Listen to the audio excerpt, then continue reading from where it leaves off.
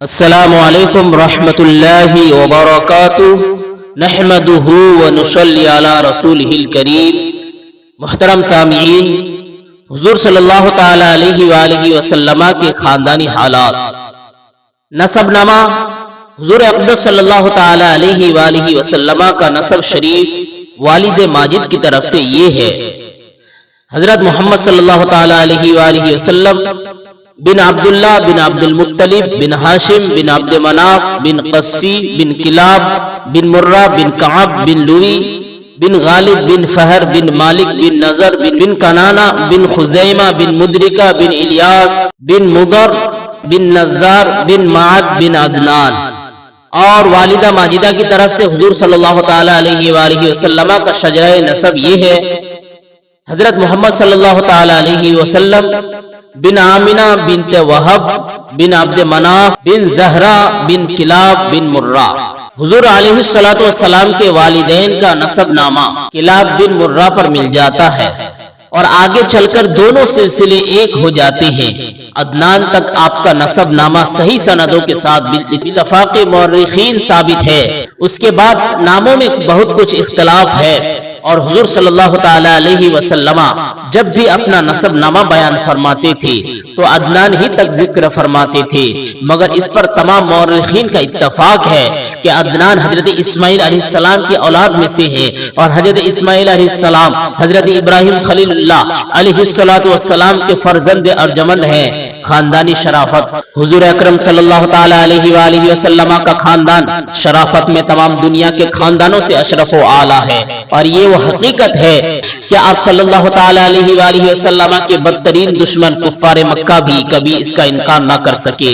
چنانچہ حضرت ابو سفیان نے جب وہ کفر کی حالت میں تھے، بادشاہ روم ہرقل کے بھرے دربار میں اس حقیقت کا اقرار کیا کہ ہوا فینا ذو نسب، یعنی نبی صلی اللہ تعالی علیہ وسلم عالی خاندان ہے، حالانکہ اس وقت وہ آپ صلی اللہ تعالی علیہ وآلہ وسلم کے بدترین دشمن تھے اور چاہتے تھے کہ اگر ذرا بھی کوئی گنجائش ملے تو آپ صلی اللہ تعالی علیہ وآلہ وسلم کی ذات پاک پر کوئی عیب لگا کر بادشاہ روم کی نظروں سے آپ کا وقار گرا دے۔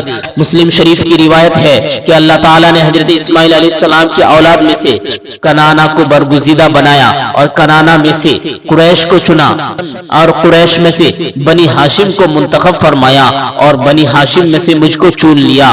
بہرحال یہ ایک مسلمہ حقیقت ہے، لہ النسب العالی فلیس کمثلہ حسیب نسیم منعم متکرم، یعنی حضور اکرم صلی اللہ تعالی علیہ وآلہ وسلم کا خاندان اس قدر بلند مرتبہ ہے کہ کوئی بھی حسب و نسب والا اور نعمت و بزرگی والا آپ صلی اللہ تعالی علیہ وآلہ وسلم کی مثل نہیں ہے۔ حضور اقدس صلی اللہ تعالی علیہ وآلہ وسلم کے خاندان نبوت میں سبھی حضرات خصوصیت کی وجہ سے بڑی نامی گرامی ہیں، مگر چند ہستیاں ایسی ہیں جو آسمان فضل و کمال پر چاند تارے بن کر چمکے۔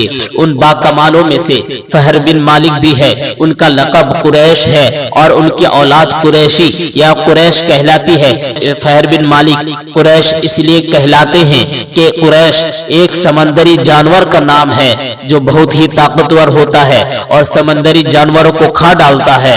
یہ تمام جانوروں پر ہمیشہ غالب ہی رہتا ہے، کبھی مغلوب نہیں ہوتا۔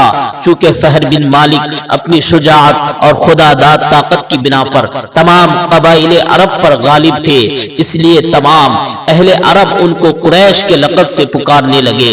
وَقُرَيْشٌ هِيَ الَّتِي تَسْكُنُ الْبَحْرَ بِهَا سُمِّيَتْ قُرَيْشٌ قُرَيْشًا، یعنی قریش ایک جانور ہے جو سمندر میں رہتا ہے، اسی کے نام پر قبیلہ قریش کا نام قریش رکھ دیا گیا۔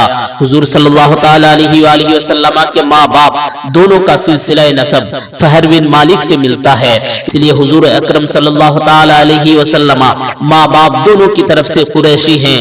ہاشم، حضور صلی اللہ تعالی علیہ وآلہ وسلم کے پردادا ہاشم بڑی شان و شوکت کے مالک تھے۔ ان کا اصلی نام عمر تھا، انتہائی بہادر، بے حد سخی اور اعلیٰ درجہ کے مہمان نواز تھے۔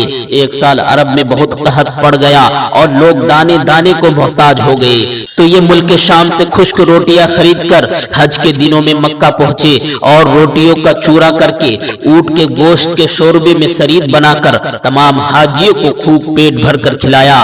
اس دن سے لوگ ان کو ہاشم روٹیوں کا چورا کرنے والا کہنے لگے چونکہ یہ عبد مناف کے سب لڑکوں میں بڑے اور باصلاحیت تھے، اس لیے عبد مناف کے بعد کعبہ کے متولی اور سجادہ نشین ہوئے۔ بہت حسین و خوبصورت تھے۔ جب سن شعور کو پہنچے تو ان کی شادی مدینہ طیبہ میں قبیلہ خزرج کے ایک سردار عمر کی صاحبزادی سے ہوئی جن کا نام سلمہ تھا، اور ان کے صاحبزادے عبد المطلب مدینہ ہی میں پیدا ہوئے۔ چونکہ ہاشم 55 سال کی عمر پا کر ملک شام کے راستہ میں بمقام غزہ انتقال کر گئے، اس لیے عبد المطلب مدینہ ہی میں اپنے نانا کے گھر پلے بڑھے، اور جب 7 یا 8 سال کے ہو گئے تو مکہ آ کر اپنے خاندان والوں کے ساتھ رہنے لگے۔ عبد المطلب حضور اقدس صلی اللہ تعالی علیہ وآلہ وسلم کے دادا عبد المطلب کا اصلی نام شیبہ ہے۔ یہ بڑے ہی نیک نفس اور عابد و زاہد تھے۔ غار ہرا میں کھانا پانی کے ساتھ لے کر جاتے اور کئی دنوں تک لگاتار خدا عز و جل کی عبادت میں مصروف رہتے۔ رمضان شریف کے مہینے میں اکثر غار ہرا میں اعتکاف کیا کرتے تھے اور خدا عز و جل کے دھیان میں گوشہ نشین رہا کرتے تھے۔ رسول اللہ صلی اللہ تعالی علیہ وآلہ وسلم کا نور نبوت ان کی پیشانی میں چمکتا تھا اور ان کے بدن سے مشک کی خوشبو آتی تھی۔ اہل عرب خصوصاً قریش کو ان سے بڑی عقیدت تھی۔ مکہ والوں پر جب کوئی مصیبت آتی یا قحط پڑ جاتا تو لوگ عبد المطلب کو ساتھ لے کر پہاڑ پر چڑھ جاتے اور بارگاہ خداوندی میں ان کو وسیلہ بنا کر دعا مانگتے تھے تو دعا مقبول ہو جاتی تھی۔ یہ لڑکیوں کو زندہ درگور کرنے سے لوگوں کو بڑی سختی کے ساتھ روکتے تھے اور چور کا ہاتھ کاٹ ڈالتے تھے۔ اپنے دسترخوان سے پرندے کو بھی کھلایا کرتے تھے، اس لیے ان کا لقب مطعم الطیر پرندوں کو کھلانے والا ہے۔ شراب اور زنا کو حرام جانتے تھے اور عقیدہ کے لحاظ سے موحد تھے، ایک خدا کو ماننے والے تھے۔ زمزم شریف کا کنواں جو بالکل بند ہو گیا تھا، آپ ہی نے اس کو نئے سرے سے کھدوا کر درست کیا اور لوگوں کو آب زمزم سے سیراب کیا۔ آپ بھی کعبہ کے متولی اور سجادہ نشین ہوئے۔ اصحاب فیل کا واقعہ آپ ہی کے وقت میں پیش آیا۔ 120 برس کی عمر میں آپ کی وفات ہوئی۔